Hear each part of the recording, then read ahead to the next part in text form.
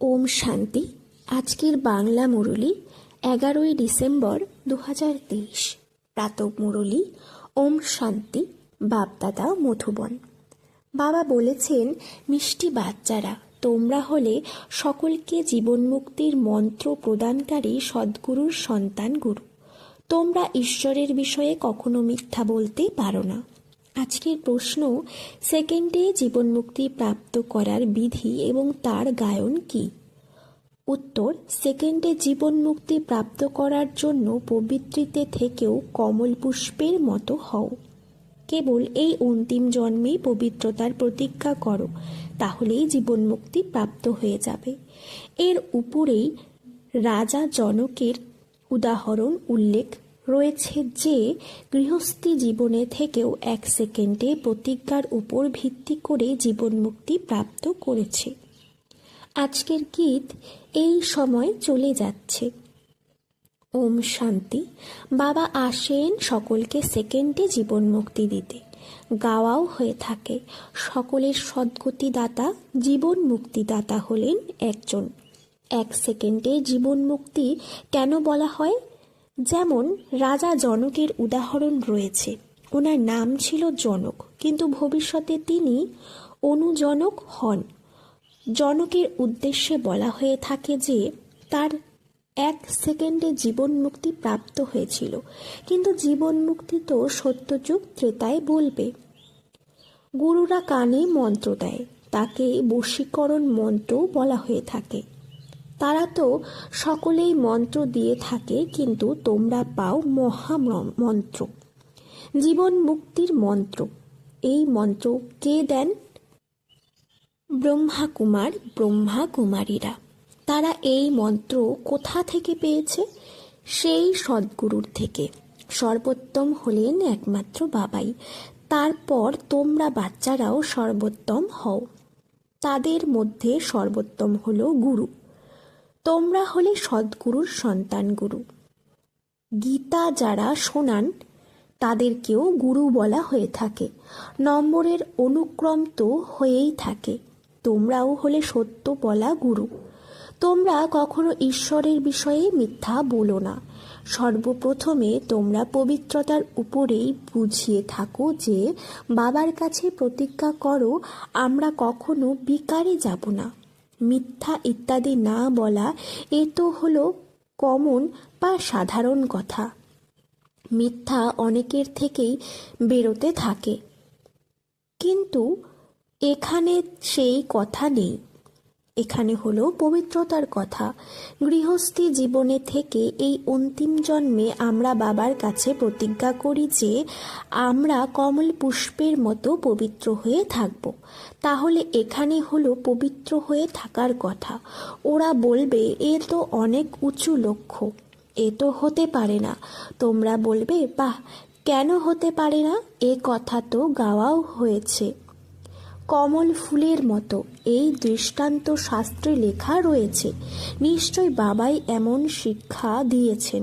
এ হলো ভগবানুবাচ অথবা ব্রাহ্মণদের উবাচ।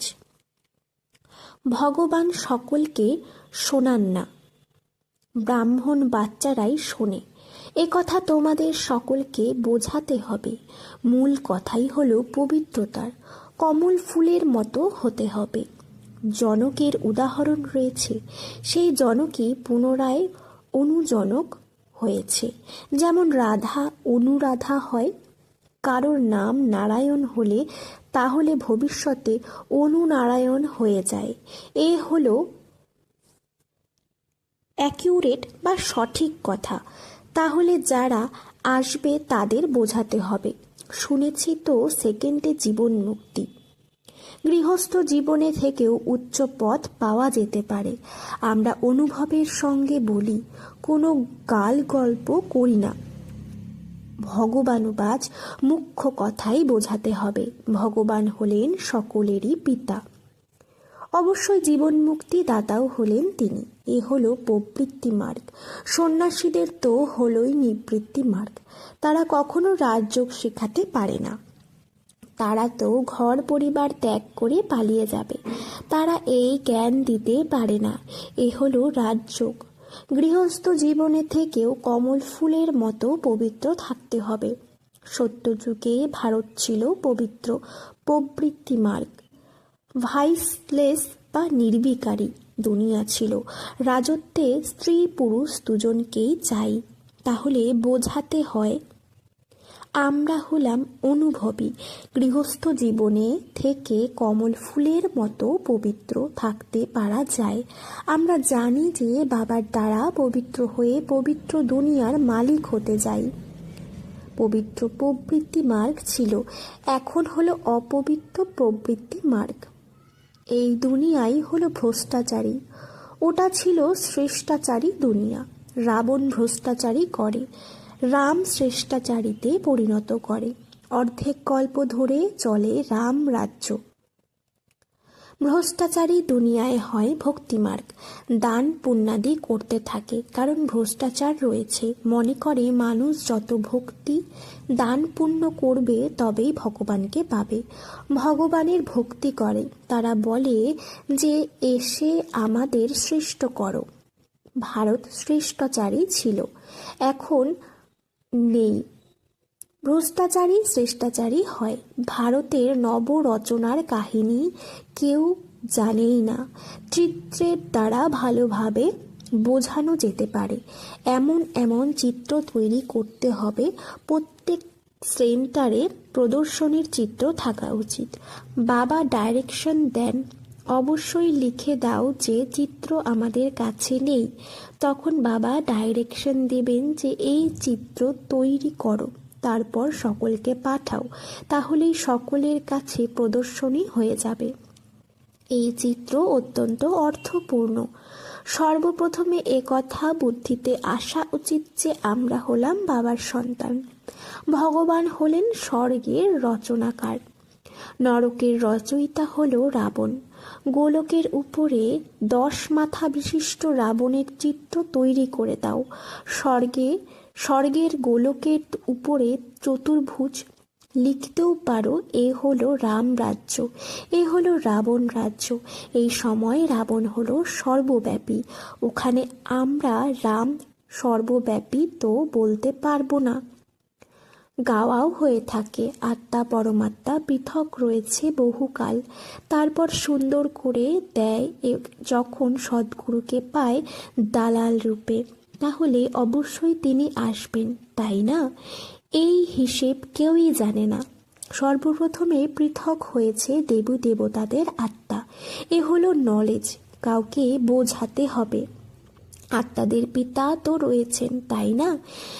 এখন হে আত্মা, আপন বাবার পেশা অকুপেশন বলো। জানো না নাকি? এমন সন্তান তো হয় না যে বাবার পেশা কি তা জানে না। বাবা বসেই বোঝান, তোমরা নিজের জন্মকে জানো না, আমি বুঝিয়ে থাকি। সর্বপ্রথমে যে দেবী দেবতা থাকে তারাই এত জন্ম নিয়ে থাকে। তাহলে হিসেব করো অন্যান্য ধর্মাবলম্বীরা কত জন্ম নেবে। প্রমাণ করে বলতে হবে ম্যাক্সিমাম এত। বৃক্ষের বৃদ্ধি তো হতে থাকে। সর্বপ্রথমে ছিল দেবী দেবতারা, তাদেরই 84 জন্ম বলা হয়ে থাকে। এ হলো ভারতের নলেজ, তাই না? প্রাচীন ভারতের নলেজ কে দিয়েছে? তা ঈশ্বরই দিয়েছেন। নলেজফুল হলেন গডফাদার, তাই না? ব্রাহ্মণকেও নলেজফুল বলা হবে না, শ্রীকৃষ্ণকেও বলা হবে না। শ্রীকৃষ্ণের মহিমাই আলাদা। বোঝার জন্য এ হলো অতি ক্লিয়ার নলেজ। সকলের ভগবান হলেন একজনই, নিরাকার পরমপিতা পরমাত্মা, তিনি হলেন রচয়িতা। শ্রীকৃষ্ণ তো হলো রচনা। উচ্চ থেকেও উচ্চ ভগবান হলেন অদ্বিতীয়, তাই না? তাকে সর্বব্যাপী বলতে পারা যায় না। ভারতে উচ্চ থেকেও উচ্চ বা সর্বোচ্চ হলেন প্রেসিডেন্ট। তারপর নম্বরের নম্বরের অনুক্রমে অন্যেরা আসে, এমন তো নয় সকলেই হলো এই রকমের। প্রত্যেক আত্মার অবিনাশী পার্ট রয়েছে, এ কথা প্রমাণ করতে হবে। নিজেদের মধ্যে পরামর্শ করে সার্ভিসের প্ল্যান তৈরি করতে হবে। কিন্তু যার লাইন ক্লিয়ার থাকবে না, কোনো বিকার থাকবে, নাম রূপের মধ্যে আবদ্ধ হয়ে থাকবে, তখন সেই কাজ হতে পারবে না। এই জন্য লাইন অত্যন্ত ক্লিয়ার চাই। রেজাল্ট তো শেষেই বেরোবে, এখন সবই হলো নম্বরের অনুক্রমে। মানুষ বলে ব্যাস ভগবান এই শাস্ত্র রচনা করেছেন। এখন ব্যাসদেব তো ভগবান হতে পারেন না। বাস্তবে ধর্মের শাস্ত্রই হলো 4টি। ভারতের ধর্মশাস্ত্র হলোই একমাত্র মাতা পিতারূপী গীতা। উত্তরাধিকার ওনার থেকেই প্রাপ্ত হয়। মায়ের দ্বারা বাবার থেকে উত্তরাধিকার প্রাপ্ত হয়। গীতা মায়ের বাবা হলেন রচয়িতা, তাহলে গীতার দ্বারাই বাবা প্রাচীন সহজ রাজযোগের নলেজ দিয়েছেন। গীতা হলো ভারত ভূখণ্ডের শাস্ত্র। এরপর ইসলামের নিজস্ব ধর্মশাস্ত্র রয়েছে, বুদ্ধের নিজস্ব রয়েছে, খ্রিস্টানের নিজস্ব রয়েছে। গীতা হলো সকলের মাতা পিতা, বাকি শাস্ত্র হলো সন্তান, সেগুলো পরে বেরিয়েছে। এছাড়া এত বেদ, উপনিষদ ইত্যাদি এসব কোন ধর্মের, এ কথা তো জানা উচিত যে এগুলো কে বলেছেন, এর দ্বারা কোন ধর্মের আত্মপ্রকাশ ঘটেছে। কোনো ধর্ম তো নেই। প্রথমে তো প্রমাণ করতে হবে যে গীতাকে খণ্ডিত করা হয়েছে, বাবার বদলে বাচ্চার নাম দিয়ে দেওয়া হয়েছে। জীবন চরিত্র তো সকলের আলাদা আলাদা। বাবা বলেন সর্বধর্মানি পরিত্যাজ্য মামেকম, স্মরণ করো। পরমাত্মা আত্মাদের বলেন তোমরা অশরীরী হও, আমাকে স্মরণ করো। অশরীরী বাবাই এমন বলতে পারেন, সন্ন্যাসী তো বলতে পারে না। এ হলো গীতার অক্ষর বা কথা। সকল ধর্মাবলম্বীদের বলে অশরীরী ভব। এখন নাটক সম্পূর্ণ হতে চলেছে। সকলেই মন্ত্র পায় যে দেহসহ দেহের সমস্ত সম্বন্ধ ত্যাগ করে মামেকম স্মরণ করো, তবেই তোমরা আমার কাছে আসবে।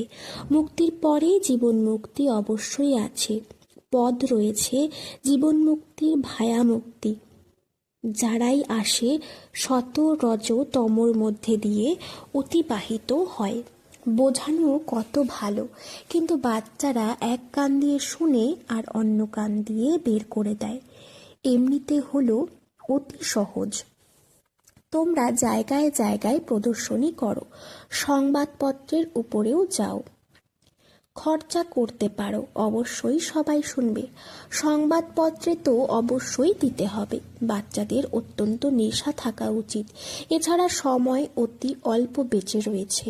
অতীন্দ্রিয় সুখের অনুভব গোপ গোপীদেরকে জিজ্ঞাসা করো, গাওয়াও হয়ে থাকে। এ হলো গোপী বল্লভের গোপীরা। গোপ গোপীরা না সত্য যুগে থাকে না কলি যুগে থাকে। ওখানে লক্ষ্মী দেবী, রাধা দেবী হয়। গোপীরা এখন রয়েছে। গোপী বল্লভের সন্তানেরা হলো পৌত্র পৌত্রী, অবশ্যই দাদাও থাকবে। দাদা, বাবা আর মাম্মা। এই নতুন রচনা হলো সঙ্গমের। বাবা বলেন আমি প্রতি কল্পে কল্পের সঙ্গম যুগে আসি নতুন দুনিয়া রচনা করার জন্য। আসুরীয় সন্তান থেকে তোমরা ঈশ্বরীয় সন্তান হয়েছ, তারপর হবে দৈবী সন্তান, তারপর ক্ষত্রিয়, বৈশ্য, শূদ্র সন্তান হবে 84 জন্মে। তারপর সাথে সাথে বুদ্ধিও হতে থাকবে। বৃক্ষ পুরোপুরি কমপ্লিট হওয়া চাই, প্রলয় হয় না। ভারত হলো অবিনাশী ভূখণ্ড, ভারতের অনেক মহিমা করতে হবে। ভারত সকল ভূখণ্ডের থেকে শ্রেষ্ঠ, বিনাশ কখনো হয় না। আচ্ছা, মিষ্টি মিষ্টি হারানিধি বাচ্চাদের প্রতি মাতা পিতা বাপ দাদার স্মরণের স্নেহ সুমন আর সুপ্রভাত। আত্মাদের পিতা তার আত্মারূপী বাচ্চাদেরকে জানাচ্ছেন নমস্কার। রাত্রি ক্লাস 16/4/64। তোমরা অর্থাৎ ব্রাহ্মণ বাচ্চারা ব্যতীত কারোরই একথা জানা নেই যে সঙ্গম যুগ কবে হয়। কল্পের এই সঙ্গম যুগের মহিমা অনেক। বাবা এসে রাজযোগ শেখান। সত্যযুগের জন্য তো অবশ্যই সঙ্গম যুগই আসবে। আছেই মানুষই, তার মধ্যে কেউ কনিষ্ঠ বা নীচ, কেউ উত্তম। ওনার কি যেদের সামনে মহিমা কীর্তন করা হয়। আপনারা হলেন পুরুষোত্তম, আমরা হলাম নীচ। নিজেরাই বলে আমি হলাম এই রকম এই রকম। এখন এই পুরুষোত্তম সঙ্গম যুগকে তোমরা ব্রাহ্মণেরা ব্যতীত কেউই জানে না। এর অ্যাডভার্টাইজমেন্ট কিভাবে করা হবে যাতে মানুষ জানতে পারে? সঙ্গম যুগে ভগবানই এসে রাজযোগ শেখান। তোমরা জানো যে আমরা রাজযোগ শিখছি। এখন এমন কোন যুক্তি রচনা করা হবে যাতে মানুষ জানতে পারে, কিন্তু তা হবে ধীরে। এখনো সময় পড়ে রয়েছে, অনেকেই গেছে, অল্প আছে। আমরা বললে তখন মানুষ শীঘ্রই পুরুষার্থ করবে, না হলে তো জ্ঞান সেকেন্ডে প্রাপ্ত হয়, যার ফলে তোমরা সেই সময়ই সেকেন্ডে জীবনমুক্তি পেয়ে যাবে। কিন্তু তোমাদের মাথার উপর অর্ধেক কল্পের পাপ রয়েছে, তা থোড়াই সেকেন্ডে দূর হয়ে যাবে? এতে সময় লাগে। মানুষ মনে করে এখনো তো সময় পড়ে রয়েছে, এখন আমরা ব্রহ্মা কুমারীদের কাছে কেন যাব? লিটারেচার থেকে উল্টেও তুলে নেয়, ভাগ্যে না থাকলে তখন উল্টো তুলে নেয়। তোমরা বোঝো যে এ হলো পুরুষোত্তম হওয়ার যুগ। হিরে তুল্যের গায়ন রয়েছে, তাই না? তারপর কম হয়ে যায় গোল্ডেন এজ বা স্বর্ণ যুগ, সিলভার এজ বা রৌপ্য যুগ। এই সঙ্গম যুগ হলো ডায়মন্ড এজ। সত্য যুগ হলো গোল্ডেন এজ। এ কথা তোমরা জানো যে স্বর্গের থেকেই এই সঙ্গম হলো ভালো। এই হলো হীরের তুল্য জন্ম। অমূল্যকের গায়ন রয়েছে, তাই না? তারপর কম হতে থাকে। তাহলে এও লিখতে পারো পুরুষোত্তম সঙ্গম যুগ হলো ডায়মন্ড, সত্যযুগ হলো গোল্ড, ত্রেতা হলো সিলভার। তোমরা এও বোঝাতে পারো যে সঙ্গমেই আমরা মানুষ থেকে দেবতায় পরিণত হই। অষ্টরত্ন তৈরি করে, তাই না? তাহলে ডায়মন্ডকে মাঝখানে রাখা হয়ে থাকে, সঙ্গমের শো হয়। সঙ্গম যুগ হলোই হিরে তুল্য। হীরের মান সঙ্গম যুগেই রয়েছে। যোগ ইত্যাদি শিখিয়ে থাকে, যাকে স্পিরিচুয়াল যোগ বলা হয়। কিন্তু স্পিরিচুয়াল তো হলেন বাবাই, রুহানি ফাদার, এবং রুহানি নলেজ সঙ্গমেই প্রাপ্ত হয়। মানুষ যাদের মধ্যে দেহ অহংকার রয়েছে তারা এত তাড়াতাড়ি কিভাবে মানবে? গরিব ইত্যাদিদের বোঝানো হয়ে থাকে। তাহলে এও লিখতে হবে যে সঙ্গম যুগ ইজ ডায়মন্ড, এর আয়ু এত। সঙ্গম যুগ হলো গোল্ডেন এজ, তাহলে এর আয়ু এত। শাস্ত্রেও স্বস্তিকা আঁকা হয়। তাহলে বাচ্চারা, তোমাদেরও যদি এই স্মরণ থাকে তাহলে কত খুশি থাকবে। স্টুডেন্টদের খুশি থাকে, তাই না? Student life is the best life. তা হলো সোর্স অফ ইনকাম, উপার্জনের পথ। এ হলো মানুষ থেকে দেবতায় পরিণত হওয়ার পাঠশালা। দেবতারা তো বিশ্বের মালিক ছিল, এও তোমরা জানো। তাহলে অগাধ খুশি থাকা উচিত। সেই জন্য গায়ন রয়েছে। অতীন্দ্রিয় সুখ গোপ গোপীদেরকে জিজ্ঞাসা করো, টিচার তো শেষ পর্যন্ত পড়ায়, তাহলে ওনাকে শেষ পর্যন্ত স্মরণ করা উচিত। ভগবান পড়ান আর পুনরায় ভগবান সাথে করেও নিয়ে যান। ডাকতেও থাকে লিবারেটর গাইড, দুঃখ থেকে মুক্ত করো। সত্য যুগে দুঃখ থাকেই না, বলা হয়ে থাকে বিশ্বে শান্তি প্রতিষ্ঠা হোক। বলো আগে কবে ছিল? সেটা কোন যুগ ছিল? কারোরই জানা নেই। রাম রাজ্য হলো সত্য যুগ, রাবণ রাজ্য হলো কলিযুগ। এ কথা তো জানো, তাই না? বাচ্চাদের অনুভব শোনানো উচিত। হৃদয়ের কথা কি শোনাবে? অসীম জগতের বাবা, অসীম জগতের বাদশাহী প্রদানকারী পেয়েছি, আর কে অনুভব শোনাবো? আর কোনো কথাই নেই। এর মতো খুশি আর কেউ হতে পারে না। কারোর প্রতি অভিমান করে বাস্তবে ঘরে বসে থাকা উচিত নয়। এ হলো যেন নিজের ভাগ্যের উপরেই রুষ্ট হওয়া। এ হলো মায়া। যজ্ঞের অসুরদের দ্বারা বিঘ্নের সৃষ্টি হয়, তাই না? আচ্ছা, মিষ্টি মিষ্টি রুহানি বাচ্চাদের প্রতি রুহানি বাবা এবং দাদার স্মরণের স্নেহ সুমন গুড নাইট। আত্মারূপী বাচ্চাদেরকে আত্মাদের পিতার নমস্কার। ধারণার জন্য মুখ্যসার। 1. বাবা যা শোনান তা এক কান দিয়ে শুনে অপরটি দিয়ে বের করে দেবে না। জ্ঞানের নেশায় থেকে অতীন্দ্রিয় সুখের অনুভব করতে হবে। 2. সকলকে সেকেন্ডে জীবন মুক্তির অধিকার প্রদানের জন্য এই মহামন্ত্র শোনাতে হবে। দেহসহ দেহের সকল সম্বন্ধকে ত্যাগ করে বাবাকে স্মরণ করো। বরদান, ক্লিয়ার বুদ্ধির দ্বারা প্রতিটি কথাকে পরখ করে যথার্থ নির্ণয়কারী সফলতা মূর্তি ভব। বুদ্ধি যত ক্লিয়ার বা স্বচ্ছ হয় ততই পরখ করার শক্তি প্রাপ্ত হয়। অত্যধিক কথা চিন্তা করার বদলে অদ্বিতীয় বাবার স্মরণেই থাকো। বাবার কাছেই স্বচ্ছ থাকো, তাহলে প্রতিটি কথাকে সহজেই পরখ করে যথার্থ নির্ণয় করতে পারবে। যে সময়ে যেমন পরিস্থিতি, যেমন সম্পর্ক, সম্বন্ধীয়দের মুড, সেই সময়ের সেই মতন চলা, তাকে পরখ করে নির্ণয় করা, এও হলো অনেক বড় শক্তি যা সফলতা মূর্তি বানিয়ে দেয়। স্লোগান: জ্ঞান সূর্য বাবার সাথে লাকি বা সৌভাগ্যশালী নক্ষত্র হলো সেই যে জগতের অন্ধকারকে দূর করে দেবে, অন্ধকারে আসবে না। ওম শান্তি।